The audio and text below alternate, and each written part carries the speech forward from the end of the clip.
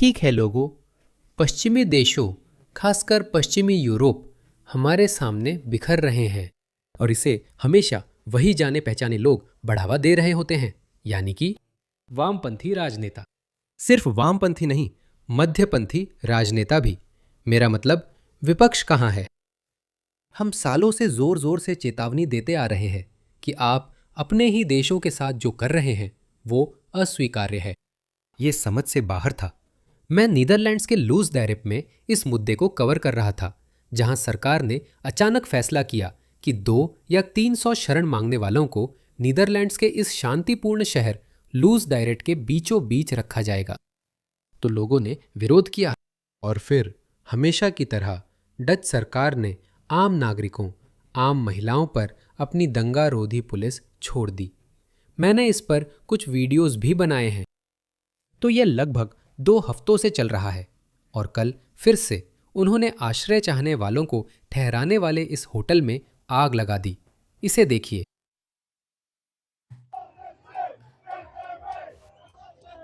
अपने लोगों की बात सुनने के बजाय वे असल में उन्हें पीट रहे हैं।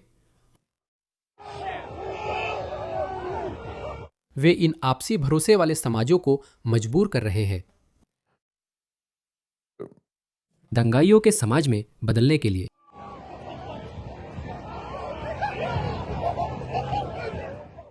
ये लोग इससे खुश नहीं हैं कि उनकी सरकार तीसरी दुनिया की संस्कृतियों से आए सैकड़ों कामुक पुरुषों को छोड़ रही है। इसे देखिए, यह एक और एंगल है।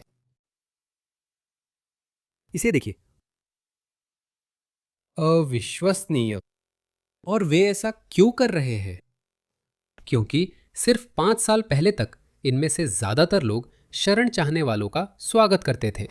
लेकिन जब से यह तमाशा चल रहा है, लगभग 1 दशक से, जब एंजेला मर्केल ने 2015 या 2016 में इन लोगों के लिए यूरोप की सीमाएं खोलने का फैसला किया, देखिए क्या हो रहा है। मैंने सच में ऐसे सैकड़ों वीडियो देखे हैं। मैंने इनमें से बहुत सारे वीडियो चलाए भी हैं, लेकिन कभी कभी मुझे उन्हें हटाना पड़ता है क्योंकि YouTube इसकी इजाज़त नहीं देता। और हर बार जब मुझे उसे ब्लर करना पड़ता है तो लोग नाराज हो जाते हैं। मैं कोशिश करूंगा कि आपको ज़्यादा से ज़्यादा वीडियो दिखा सकूं। इसे देखिए। एक डच महिला की यह डरावनी फुटेज है। वो एक विदेशी आदमी को फिल्माती है जो टूटी फूटी अंग्रेजी में कहता है कि वह उसे छूना चाहता है। कितना चालाक है। मुझे तुम्हें छूने दो, मुझे तुम्हारी टांग छूने दो, मुझे तुम्हारे स्तन छूने दो। यकीनन तुम्हें इससे कोई दिक्कत नहीं होगी, क्योंकि यही हम सीरिया में करते हैं, यही हम अपने देश में औरतों के साथ करते हैं। असल में यही वे मक्का में करते हैं। मैंने तुम्हें यह वीडियो दिखाया था, कैसे वे इस्लाम के सबसे पवित्र स्थान काबा में महिलाओं को गलत तरीके से छूते और यौन उत्पीड़न करते हैं। तो वह कहता है कि वह उसे छूना चाहता है, और जब वह मना करती है तो वह कहता है कि वह उसे मारना चाहता है। इसे देखिए।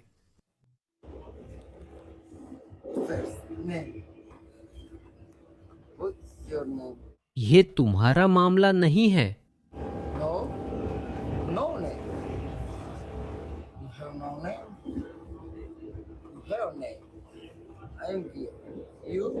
इन समाजों में दोस्तों, लोग आते थे और बैठते थे। ये ट्रेनें पूरी तरह भरी होती थी। कोई तुम्हारी तरफ देखता भी नहीं था, कोई किसी की तरफ घूरता भी नहीं था। उन्होंने यही किया और सोचा हम सब बराबर हैं, बस लोगों को ले आओ। इन पुरुषों को बेहद पितृसत्तात्मक स्त्री विरोधी समाजों से ले आओ और उन्हें हमारे समाज में छोड़ दो। क्या गलत हो सकता है? क्या गलत हो सकता है? मुझे समझ नहीं आता कि राजनेता किसका इंतजार कर रहे हैं। क्या वे इंतजार कर रहे हैं कि उनकी अपनी बेटियों के साथ छेड़छाड़ हो, उन पर हमला हो? ठीक है। रोज, यू आर रोज। रोज अच्छी हो, तुम अच्छी हो। रोज अच्छी हो, तुम अच्छी हो। फ्लावर, तुम सुंदर हो। यू रोज, यू रोज।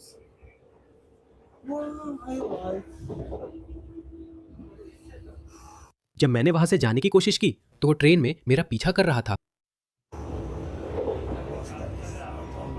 ओह, वो गंजा है। हे भगवान। You may touch? No, no touch. No touch? No.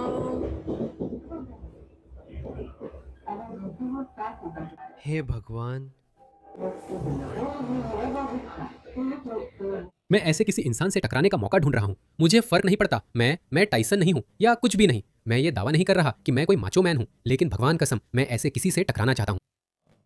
अगर मैं ऐसे किसी से टकरा गया तो मैं किसी चीज का इंतजार नहीं करूंगा।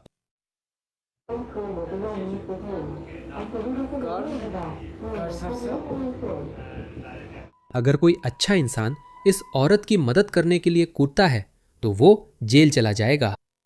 इस आदमी को डच नागरिकता दे दी जाएगी। सच में मजाक नहीं कर रहा। मैंने कल ही एक वीडियो देखा था जहां मुझे लगता है कि ये जर्मनी में था। एक जर्मन कॉमेडियन को अवैध प्रवासी ने चाकू मार दिया। और ये भी सुनिए, सिर्फ इतना ही नहीं, उस आदमी को छोड़ भी दिया गया क्योंकि जज ने कहा कि वह अब जर्मन समाज के लिए खतरा नहीं है। उसे तो जर्मन नागरिकता भी दे दी गई। तो वो कॉमेडियन, उसका नाम मुझे याद नहीं आ रहा, वो एक जर्मन कॉमेडियन था। वो एक जर्मन सेलिब्रिटी था। वो जर्मनी छोड़ नॉर्वे चला गया, मानो नॉर्वे कोई बेहतर हो।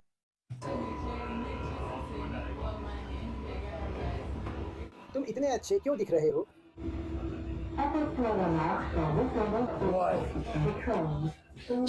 बेचारी लड़की डर से जमी हुई है। शायद वो सोच रही है, अगर मैं उठकर निकल जाऊं तो क्या वह मुझ पर हमला करेगा। ये बेचारी औरत डर के मारे जड़ हो गई है। किसने किया ये? किसने किया ये?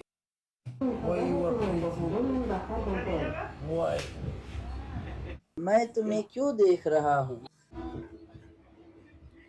मैं तुम्हें मारना चाहता हूँ। मार डालो। सीधे उसी पर दोस्तों, सीधे उसी पर। उन्होंने इन आक्रामक गुफावासियों को छोड़ दिया है। ये सचमुच गुफावासी हैं। मेरे पास और भी है। इसे और इस महिला को देखो। एक अजनबी ने कूदकर उसका बॉयफ्रेंड बनने का नाटक किया। ये एम्स्टर्डम में हुआ था।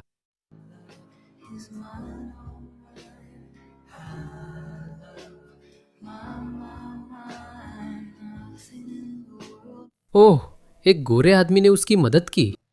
एक गोरा आदमी।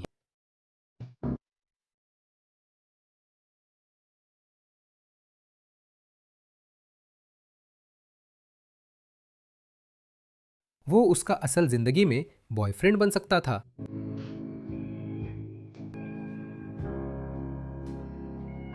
मुसीबत में फंसी लड़की की मदद करने का यही फायदा है। सिर्फ इतना ही नहीं, मैंने इन लोगों द्वारा बुजुर्गों के साथ दुर्व्यवहार पर भी एक वीडियो बनाई थी।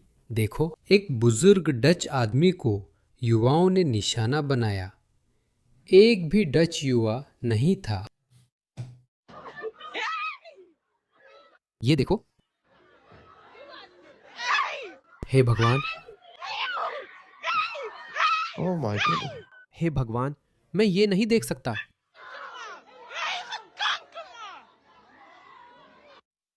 कोई ऐसा क्यों करेगा? बिल्कुल बिना उकसावे के। और देखो, अपने ही देश के साथ ऐसा किसने किया? ये देखो, ये नीदरलैंड्स है। ये आपको कैसे समृद्ध कर रहे हैं? पियर्स मॉर्गन कहते हैं, इसमें कुछ गलत नहीं है। मैं देखता हूं ये समुदाय यूरोप को समृद्ध कर रहे हैं। आपको क्या मिलने वाला है? इनमें से हर एक व्यक्ति आपकी अर्थव्यवस्था पर सरकारी सहायता का बोझ है। जब आम डच लोग काम करते हैं, वे कड़ी मेहनत करते हैं, वे टैक्स देते हैं और वो पैसा इनके पास जाता है और फिर ये बच्चे पैदा करते हैं। ये सुनकर आपका खून क्यों नहीं खौलता? कैसे? अपने देश जाओ, अपने अपने देशों जाओ, जितने चाहो बच्चे पैदा करो। अगर ये महिलाएं यूरोप आती और हिजाब नकाब उतार कर कहती, अब हम आज़ाद हैं, हमें मर्दों पर निर्भर नहीं रहना चाहिए क्योंकि वे औरतों से नफरत करते हैं, उन्होंने हमें दबा रखा है, तब बात समझ आती, तब पश्चिमी लोग उनकी मदद करते।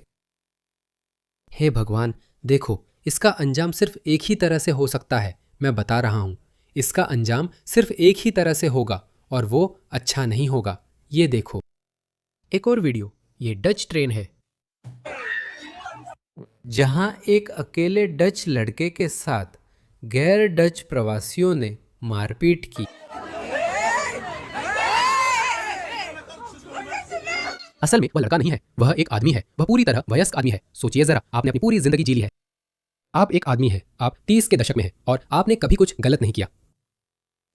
और आप ट्रेन से घर जा रहे हैं और आपके चारों तरफ जंगली लोग हैं।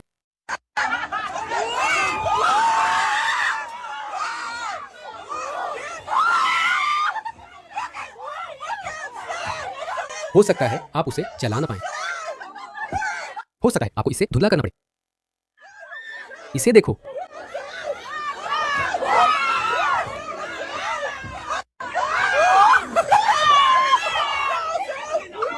इसके लिए एक शब्द है दोस्तों, इसके लिए एक शब्द है दोस्तों, इसीलिए इसे चिंपिंग आउट कहते हैं। माफ कीजिए, यह इंसानों का व्यवहार नहीं है। मुझे माफ कीजिए। मुझे तुम्हारी नस्ल से फर्क नहीं पड़ता, तुम कोई भी हो, यह सामान्य व्यवहार नहीं है। हे भगवान।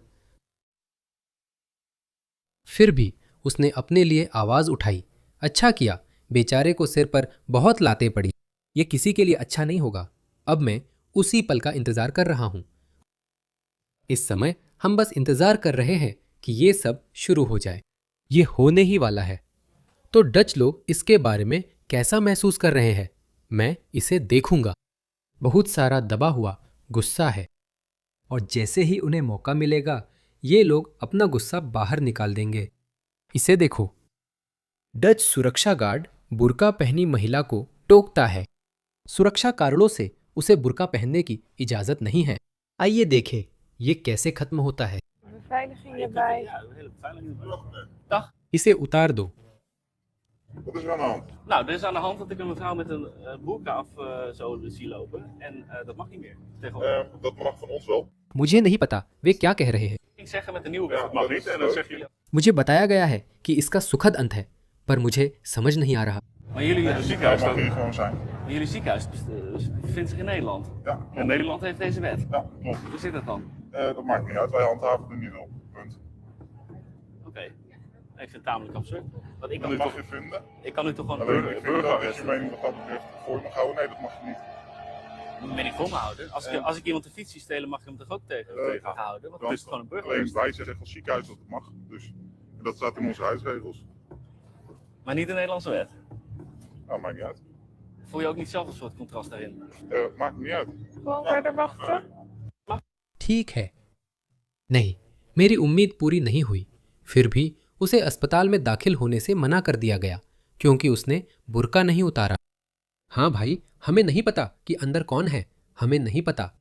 ओह हाँ, मुझे याद है, ये मार्च में हुआ था जब कुछ ईसाइयों ने उन इस्लामी दंगाइयों को भगा दिया जिन्होंने उनकी प्रार्थना सभा में बाधा डाली थी। तो ईसाई, मुझे लगता है कि पश्चिमी नास्तिक बहुत निराशाजनक रहे हैं। ज्यादातर पश्चिमी नास्तिकों ने वोक्स को बढ़ावा दिया है। इसी वजह से मुझे ईसाइयों के लिए कहीं ज्यादा सम्मान है क्योंकि वही अकेले हैं जो उनका मुकाबला कर सकते हैं। इसे देखो, वे जवाब दे रहे हैं। वे उन्हें भगा देते हैं। वे इस्लामिस्टों को भगा देते हैं। यहां से दूर हो जाओ। पकड़ो उसे लड़को, पकड़ो उसे। ओह हाँ, और आखिर में पुलिस वाला आ गया है। इसे देखो, इसे देखो, इस फिलिस्तीन समर्थक को देखो। ये फिलिस्तीन समर्थक लोग काफी समय से उपद्रव मचा रहे हैं। उसे पता चल जाता है। ओह देखो, इसे देखो, इसकी आंखों में गुस्सा देखो। भाई, मैं बस चाहता हूं कि ये लोग एक दिन कहें, जानते हो क्या, तुम मेरे देश में हो। हरामी, ये होने वाला है। एक दिन हम उठेंगे, दीवार देखेंगे और कहेंगे, ये क्या हो गया? ओह, तो ये शुरू हो चुका है। वाह, धड़ाम, सीधे सिर पर। इसे देखो।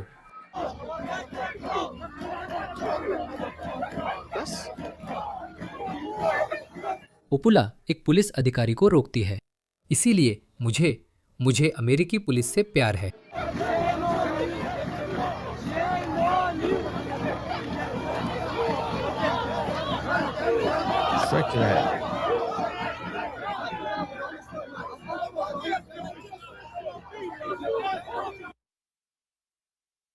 हमें कुछ सख्त सख्त पिटाई की जरूरत है।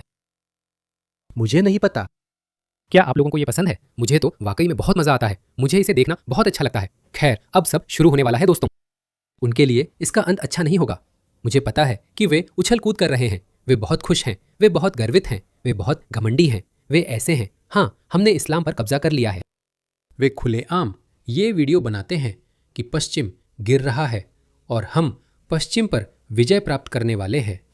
यूरोप पहले ही गिर चुका है, ऐसा ही लगता है। मैंने हमेशा यही कहा है, मानवता द्वारा बनाई गई सबसे महान सभ्यता बस यूं ही हार नहीं मान सकती और मर नहीं सकती। ये नामुमकिन है। दिमाग चकरा जाता है।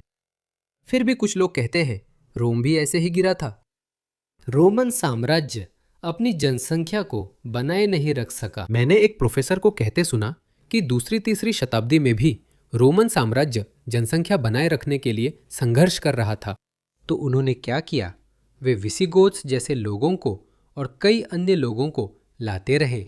ये सभी लोग जिन्हें पहले बर्बर कहा जाता था, और उन्होंने उन्हें रोमन सेना में शामिल करना शुरू कर दिया और अंत तक रोमन सेना में रोमनों से ज़्यादा बर्बर लोग थे। तो आप जानते हैं कि इतिहासकार रोमन साम्राज्य के पतन के लिए किसी एक सर्वमान्य कारण पर सहमत नहीं हो पाते, लेकिन ये उन्हीं कारणों में से एक है। तो कौन जानता है? खैर, रोम गिर गया तो मुझे नहीं पता। शायद कुछ पश्चिमी देश भी गिर सकते हैं। लेकिन मान ले कि ब्रिटेन में क्रांति होती है। आप जानते हैं, मैं बस बहुत डरावनी तस्वीर पेश कर रहा हूं। मान ले कि यूके में इस्लामिक क्रांति हो और वह ग्रेट ब्रिटेन, आयरलैंड और उत्तरी आयरलैंड का इस्लामी राज्य बन जाए। मुझे लगता है कि फिर अमेरिका आएगा और यूके को आज़ाद कराएगा। मुझे नहीं लगता कि वे ऐसा होने देंगे। और जब मुसलमान किसी भी पश्चिमी देश में इस तरह से अपना कदम उठाएंगे तो फिर जबरन सामूहिक पलायन और जबरन विस्थापन होगा। लेकिन उन्हें कौन लेगा? मुझे नहीं पता। शायद हमें एक नया दंड उपनिवेश चाहिए हो।